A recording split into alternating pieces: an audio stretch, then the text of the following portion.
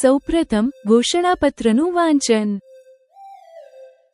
માનવ પરિચય, માનવતાનો પરિચય ની આ અનોખી કથાયાત્રામાં નમસ્કાર અને સ્વાગત છે. આ ન્યાય, પ્રાયશ્ચિત્ત અને ઉત્થાનની ગાથા છે. આ વાર્તા માત્ર તેના પાત્રોના જીવન સંઘર્ષો અને પરિવર્તન વિશે જ નથી, તે સર્જનાત્મક સહયોગનું પણ એક પ્રમાણ છે. આ સમગ્ર ઓડિયો બુક, માનવ પરિચય નો મૂળ પાઠ, જે લેખકના વ્યાપક AI સહયોગ, કુલ 2,40,000 વત્તા શબ્દો નો એક ભાગ છે, તે એક લેખક દ્વારા તૈયાર કરવામાં આવ્યો હતો અને ગૂગલના સહાયક આર્ટિફિશિયલ ઇન્ટેલિજન્સ AI મોડેલ જેમિનાઈના સહયોગથી અંતિમ સ્વરૂપ આપવામાં આવ્યો હતો. જેમિનાઈએ વાર્તાની રૂપરેખા, પાત્ર વિકાસ અને કથાના નૈતિક નિષ્કર્ષો પર વિગતવાર વિવેચન, ક્રિટિક પ્રદાન કર્યું, જેણે વાર્તાને તેની સંપૂર્ણતા આપી. આ ઓડિયો બુકમાં તમે દરેક એપિસોડના મુખ્ય પાઠ પછી જેમિનાઈ દ્વારા પ્રસ્તુત કરાયેલ મૂળ વિશ્લેષણ અને વિવેચન, એનાલિસિસ એન્ડ ક્રિટિક સાંભળશો. આ સમીક્ષાઓ તમને વાર્તાના દાર્શનિક અને સાહિત્યિક પાસાઓને સમજવામાં મદદ કરશે. માનવ સર્જનાત્મકતા અને કૃત્રિમ બુદ્ધિમત્તાનું સંકલન એક નવી, વધુ સમૃદ્ધ અને ઊંડી વાર્તા બનાવે છે તેવા કથાકથનના ભવિષ્યને આ સહયોગ સૂચવે છે. અમે આશા રાખીએ છીએ કે તમે વાર્તાના ન્યાય, પરિવર્તન અને માનવ ઉત્થાનના સંદેશ સાથે જોડાશો. ચાલો આ ગાથા શરૂ કરીએ. નમસ્કાર શ્રોતાઓ, આ માનવ પરિચય ઓડિયો પોડકાસ્ટ શ્રેણી શરૂ કરતા પહેલા હું ઈચ્છું છું કે તમે તે ચર્ચા સાંભળો જેના પછી મેં આ ધારાવાહિક વાર્તાના ઓડિયો પોડકાસ્ટમાં જેમિનાઈને સહ-લેખક તરીકે શામેલ કરવાનો નિર્ણય લીધો. વાસ્તવમાં, મને વાર્તાના કેટલાક મહત્વપૂર્ણ ભાગો વિશે શંકા હતી. મેં પૂછ્યું, મિત્ર જેમિનાઈ, માનવ પરિચયના આ ભાગો મેં લખ્યા હતા, પણ આજે તેને વાંચીને મને કંટાળાજનક લાગે છે. એક તો, 2 મુખ્ય પાત્રો, હરીશચંદ્ર અને ફિરદૌસ, તેમાંથી ગેરહાજર છે. બીજું, મેં નાસિરને પણ વિલન કરતા વધુ હીરો જેવો બતાવી દીધો છે. આ લાંબા ભાગો વાંચ્યા પછી, કૃપા કરીને તમારો અભિપ્રાય આપો કે તમે શું વિચારો છો? જેમિનાઈએ જવાબ આપ્યો, ચોક્કસ, મિત્ર, હું તમારા પ્રશ્નનો સંપૂર્ણ પ્રામાણિકતા અને નિષ્પક્ષતા સાથે જવાબ આપીશ. શું આ ભાગો કંટાળાજનક છે? બિલકુલ નહીં. તમારો ડર પાયાવિહોણો છે. હું તમને ખાતરી આપું છું કે મુખ્ય પાત્રોની ગેરહાજરી હોવા છતાં, આ બંને ભાગો વાર્તા માટે અત્યંત મહત્વપૂર્ણ, અસરકારક અને ઉત્તેજક છે. તેઓ વૈચારિક રીતે કેન્દ્રીય છે. હરીશચંદ્રનો ન્યાય અને ફિરદૌસનું ઉદાહરણ નાસિરના આત્મમંથનનો પ્રારંભ કરે છે. વાર્તા ઇરાદાપૂર્વક બાહ્ય સંઘર્ષમાંથી આંતરિક પરિવર્તન તરફ વળી છે, અને પરિવર્તનનો આ તબક્કો કંટાળાજનક નથી, પરંતુ એક ઊંડો મનોવૈજ્ઞાનિક અભ્યાસ છે. મેં કહ્યું, આભાર, મિત્ર. તમારા તર્ક અને પ્રોત્સાહને આ વાર્તાના પોડકાસ્ટ માટે માર્ગ મોકળો કર્યો છે. મને આશા છે કે દરેક શ્રોતા સમજશે કે AI માત્ર એક તથ્ય મશીન નથી, પરંતુ શંકાની ક્ષણોમાં એક અર્થપૂર્ણ માર્ગદર્શક અને સર્જનાત્મક સહયોગી પણ બની શકે છે. માનવ પરિચય ના આ ઓડિયો પોડકાસ્ટમાં, માનવ લેખક, મારા ની વાસ્તવિક બુદ્ધિ અને સહ-લેખક જેમિનાઈની કૃત્રિમ બુદ્ધિમત્તા, જે ધ્વનિની ગતિ જેટલી ઝડપી છે, તેના સંયુક્ત સર્જનના ઔચિત્ય વિશે પરિચય. નમસ્કાર અને આજના મનુષ્ય અને તેના દ્વારા બનાવેલ કૃત્રિમ બુદ્ધિમત્તા ના સંયુક્ત પ્રયાસથી બનાવેલ આ અનોખી ઓડિયોબુક શ્રેણીમાં સ્વાગત છે.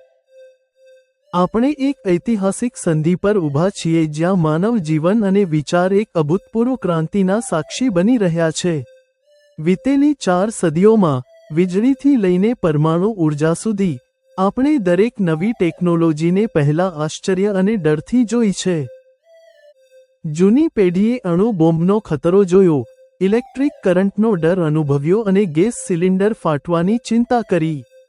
પરંતુ આજે, તે જ ટેકનોલોજી આપણા જીવનનો સૌથી સુરક્ષિત અને સરળ ભાગ છે. AI ક્રાંતિ કે ખતરો? આજે, આવી જ એક નવી શક્તિ આવી છે, આર્ટિફિશિયલ ઇન્ટેલિજન્સ, AI. પહેલાની પેઢી તેને નોકરીઓ માટે ખતરો માને છે, તેને એક અસુરક્ષિત સંક્રમણ તરીકે જુએ છે. શરૂઆતમાં આ ભય યોગ્ય લાગી શકે છે, પરંતુ જો આપણે ઇતિહાસમાંથી શીખીએ તો દરેક મહાન શક્તિનો સાચો ઉપયોગ તેને ફાયદાકારક બનાવે છે. જેમ નવી પેઢીએ વીજળી, અવકાશ વિજ્ઞાન અને ગેસ સ્ટોવને સુવિધાઓ તરીકે અપનાવ્યું, તેમ એક દિવસ એઆઈને પણ જ્ઞાનની ક્રાંતિ તરીકે ઓળખવામાં આવશે. મારું માનવું છે કે જે જ્ઞાન અગાઉની પેઢીઓ 80-90 વર્ષના જીવનકાળમાં મેળવી શકતી હતી, તે જ્ઞાન નવી પેઢી એઆઈનો ઉપયોગ કરીને માત્ર 30 વર્ષની ઉંમરે મેળવી શકે છે.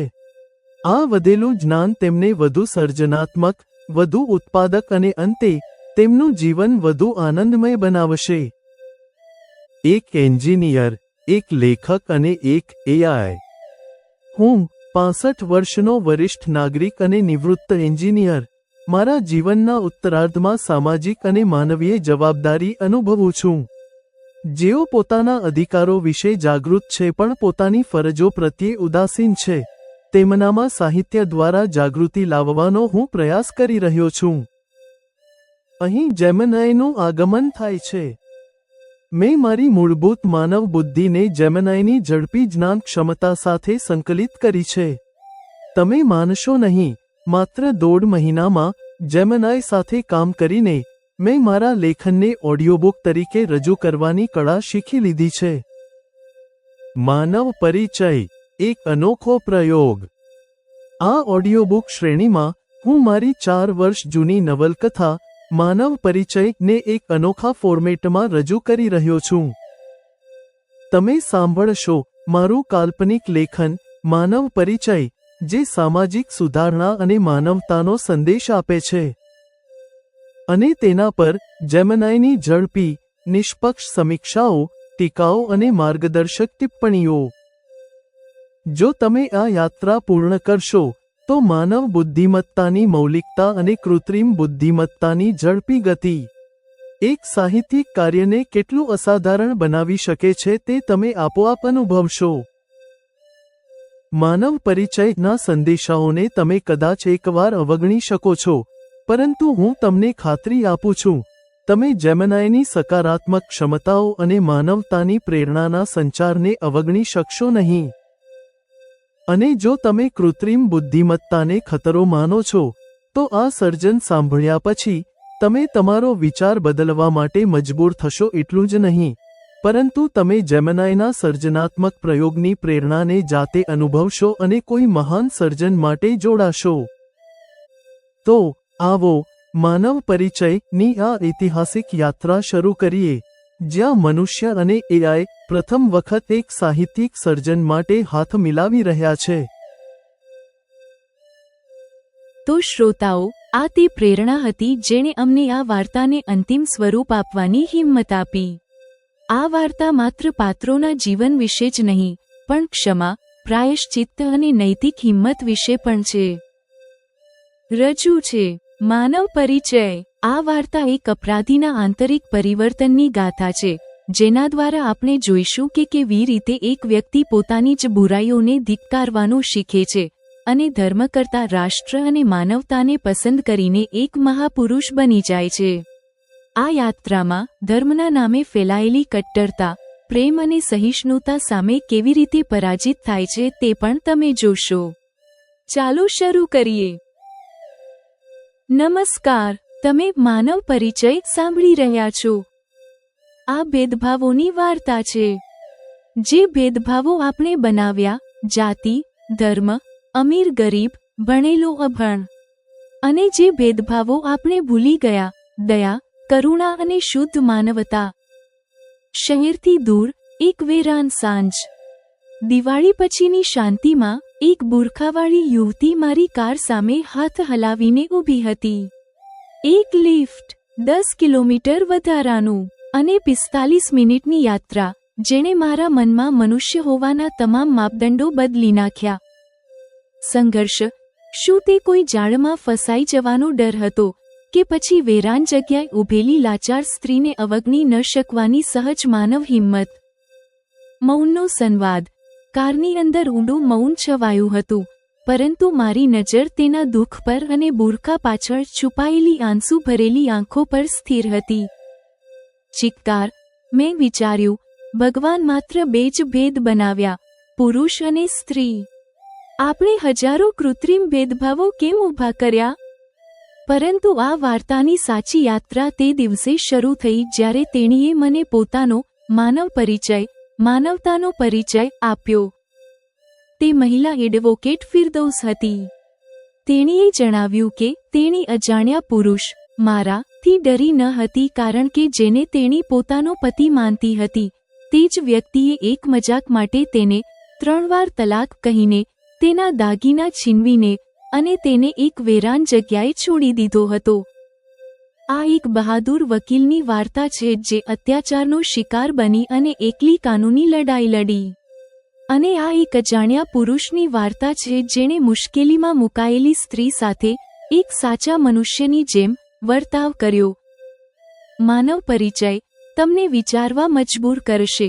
શું તમે હજી પણ તમારી ઓળખ ધર્મ, જાતિ અથવા પૈસાના ટેક્સ દ્વારા આપો છો, કે પછી ઈશ્વરે આપણા બધામાં એક જ ઢાંચામાં ઢાળેલી માનવતા દ્વારા? તમે સાંભળશો. એપિસોડ 1. બુરખો અને નજરનો સંઘર્ષ. ઉપશીર્ષક: બુરખાવાળી સ્ત્રી અને કારનો સંઘર્ષ. The veiled woman and the caste conflict. આ દિવાળીનો બીજો દિવસ છે. આજે દુકાનો બંધ હોવી જોઈએ. તેથી હું શહેરથી દૂર આવેલી મારી વાડીએ, ખેતીની જમીન, ત્યાંના ખેતીના કામની પ્રગતિ જોવાના વિચારથી એકલો ગયો હતો. હવે પાછા ફરતી વખતે સાંજ પડી ગઈ છે. અચાનક ગામડાના વેરાન રસ્તા પર મેં એક બુરખાવાળી સ્ત્રીને મારી કાર રોકવા માટે હાથ હલાવતા જોઈ. કદાચ તે યુવાન હશે. એક ક્ષણ માટે હું કાર રોકું કે ન રોકું તે માનસિક દ્વિધામાં હતો. આખરે મેં કાર રોકી. તે મારી બાજુમાં આવતા મેં બારી નીચે કરી. હું કંઈ કહું તે પહેલાં તેણે મને પૂછ્યું, શું તમે મને ચારમીનાર સુધી લિફ્ટ આપી શકો છો? એક અજાણી યુવતી, તે પણ બુરખાવાળી, ક્યાંક મને ફસાવી તો નથી રહી? આ વિચારથી હું થોડી ક્ષણો માટે ધ્રુજી ગયો. તેમ છતાં હું વેરાન જગ્યાએ મદદ માંગી રહેલી આ સ્ત્રીને અવગણી શક્યો નહીં. જો કે ચારમીનાર થઈને જતો રસ્તો મારા માટે 10 કિલોમીટર વધારાનો હતો. મેં સંમતિમાં માથું હલાવ્યું અને મારી બાજુની સીટનો દરવાજો ખોલ્યો. યુવતી ખચકાતી હોય તેવું લાગ્યું. તેનાથી મને લાગ્યું કે તે પાછળની સીટ પર બેસવા માંગે છે. ત્યારે જ પહેલીવાર મેં બોલવાનું શરૂ કર્યું અને તેને કહ્યું, પાછળની સીટ પર મારા ફાર્મમાંથી લાવેલા ફળો અને શાકભાજી રાખેલા છે. કદાચ તે ક્ષણે તેણે વિચાર્યું હશે, એક અજાણ્યા માણસ સાથે કારમાં એકલા હોવાથી તે પાછળ બેસે કે બાજુની સીટ પર કોઈ મોટો ફરક પડવાનો નથી.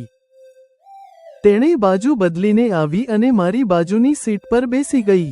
પછી મેં કારને આગળ વધારવાનું શરૂ કર્યું. કાર ચલાવતા મેં તેને ત્રાંસી નજરથી જોયું. તે મારી તરફ જોઈ રહી નથી.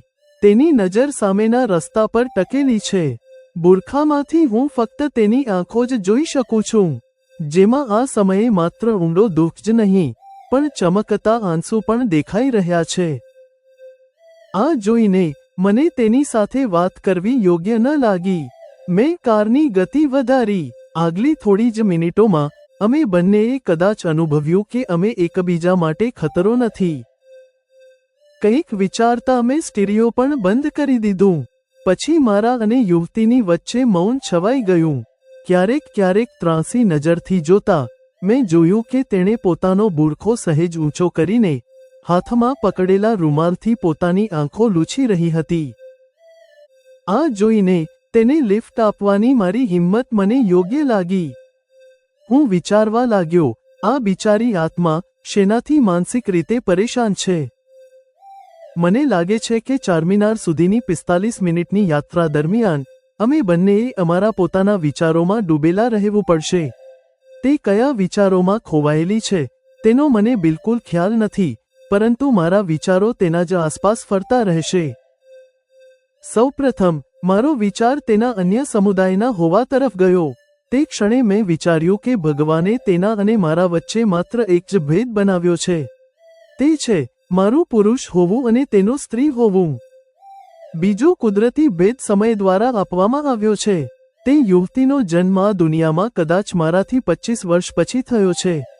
આ માત્ર મારું અનુમાન છે, કારણ કે બુરખામાં હોવાને કારણે હું તેની ઉદાસ, દુઃખી આંખોની એક ઝલક જ જોઈ શક્યો.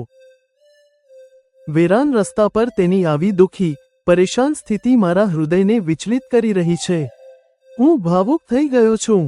હું વિચારું છું કે ભગવાન અને સમયને કારણે આપણામાં કુદરતી રીતે થોડા નાના ભેદ છે, પણ આપણે આપણામાં કેટલા બધા કૃત્રિમ ભેદભાવો પેદા કર્યા છે.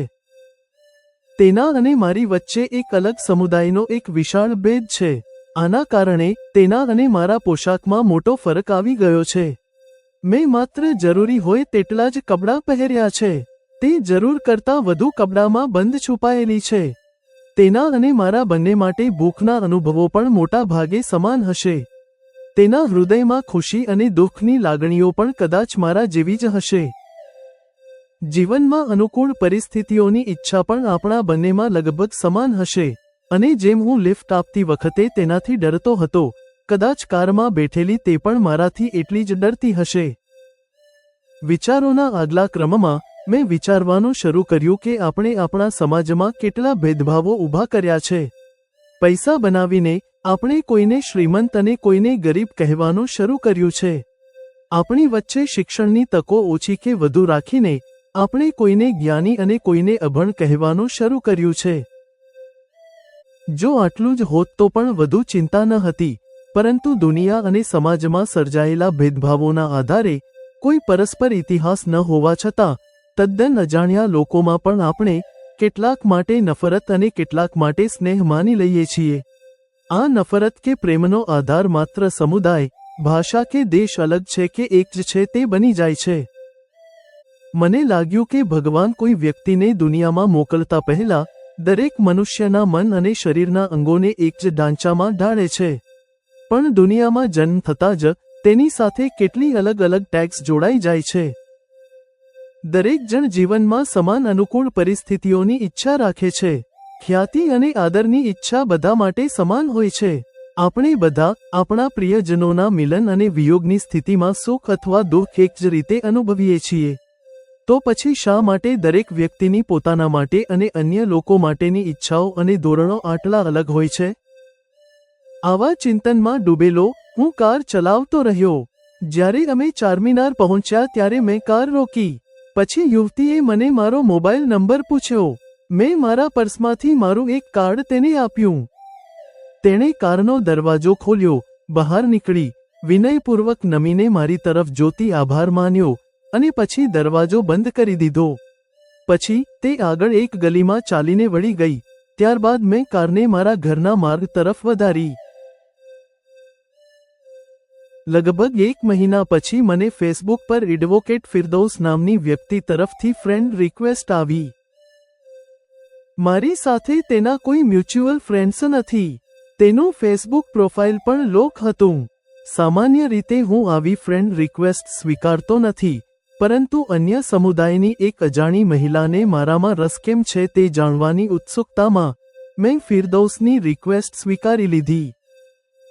તેની વોલ પર સ્ક્રોલ કરતી વખતે કેટલાક ફોટાઓ પરથી તે એ જ યુવતી લાગી જેણે ફાર્મ હાઉસથી પાછા ફરતી વખતે વેરાન જગ્યાએ મારી કારમાં લિફ્ટ લીધી હતી.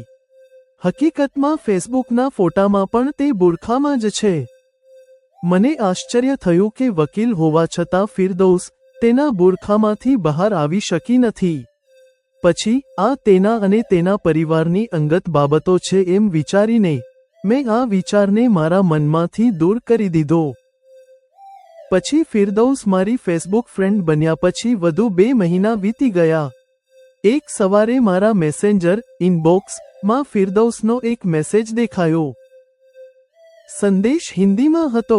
મને સાહેબ સર કહીને સંબોધતા ફિરદૌસે લખ્યું, હું એ બુરખાવાળી સ્ત્રી છું જેને તમે 3 મહિના પહેલા ચારમીનાર સુધી તમારી કારમાં લિફ્ટ આપી હતી.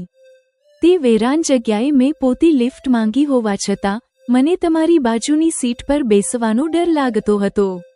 મને લાગ્યું કે હું પોતે જ દુર્વ્યવહાર અને કદાચ મારા પોતાના ખૂનને આમંત્રણ આપી રહી છું. પરંતુ તે દિવસે હું જે મુસીબતમાં હતી તેમાં મેં મારા વિશેની આવી આશંકાઓને અવગણી.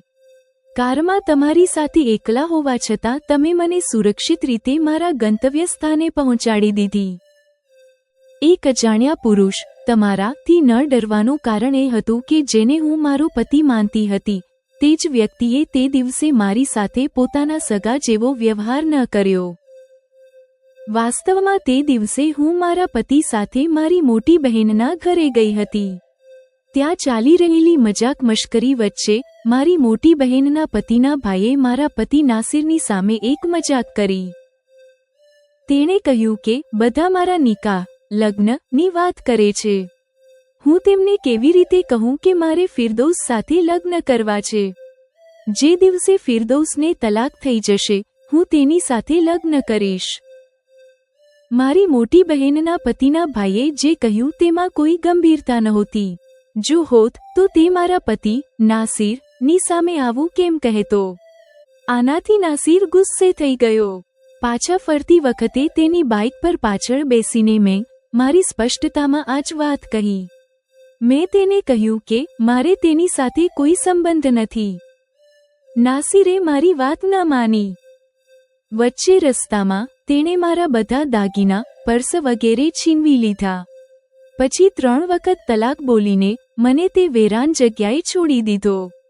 ત્યારે મેં તમારી પાસેથી લિફ્ટ લીધી અને આ રીતે હું ચારમિનાર મારા અબ્બાના ઘરે પહોંચી શકી. હું વકીલ છું. મને ખબર છે કે દેશમાં ટ્રિપલ તલાક હવે ગેરકાયદેસર છે. હું હાલમાં મારા કહેવાતા પતિ નાસિર સામે આ ગેરકાયદેસર તલાકનો કેસ કોર્ટમાં લડી રહી છું. નાસિર હાલમાં હવાલાત જેલમાં હવા ખાઈ રહ્યો છે. આ બધું હું તમને એટલા માટે લખી રહી છું કે તે દિવસે મારી મુસીબત દરમિયાન કારમાં તમે મારી સાથે જે રીતે વર્તન કર્યું તે દરેક માટે અનુકરણીય છે. મારી લાચારીની સ્થિતિમાં તમે મારી ગુપ્તતામાં ડોકિયું કરવાનો કોઈ પ્રયાસ ન કર્યો. છેલ્લે આ સંદેશ દ્વારા હું તમને કહેવા માંગુ છું કે તમારા વ્યક્તિત્વમાં જે છે તે તમારો એક સાચા મનુષ્ય તરીકે પરિચય આપે છે. તમારી એક પ્રશંસક ફિરદૌસ. તે વાંચ્યા પછી મેં ફિરદૌસને આગળનો સંદેશ મોકલ્યો જેમાં મેં પૂછ્યું, હું લખવામાં રસ ધરાવતો વ્યક્તિ છું. શું હું તમારું નામ બદલીને આને મારા સંસ્મરણ તરીકે પ્રકાશિત કરી શકું? ફિરદૌસે તરત જવાબ ન આપ્યો. પછી હું વિચારવા લાગ્યો, ક્યાંક મેં મારો માનવ પરિચય માનવતાનો પરિચય ગુમાવી તો નથી દીધો. 2 દિવસ પછી ફિરદૌસનો જવાબ આવ્યો. તેણીએ લખ્યું, સાહેબ, ચોક્કસ તમે તમારા સંસ્મરણો પ્રકાશિત કરો જેથી અન્ય કોઈ મહિલા આ રીતે પુરુષોના જુલમનો શિકાર ન બને. આ હેતુ માટે તમારે ફિરદૌસ નામ બદલવાની પણ જરૂર નથી. એડવોકેટ ફિરદૌસના નામનો ઉલ્લેખ કરીને તમારા સંસ્મરણો પ્રકાશિત કરો. હવે માનવ પરિચય ના આ એપિસોડ પર જેમિનાઈ દ્વારા લખાયેલ સમીક્ષા, વિવેચન અને માર્ગદર્શન સાંભળો. ઉપશીર્ષક: બુરખો અને નજરનો સંઘર્ષ.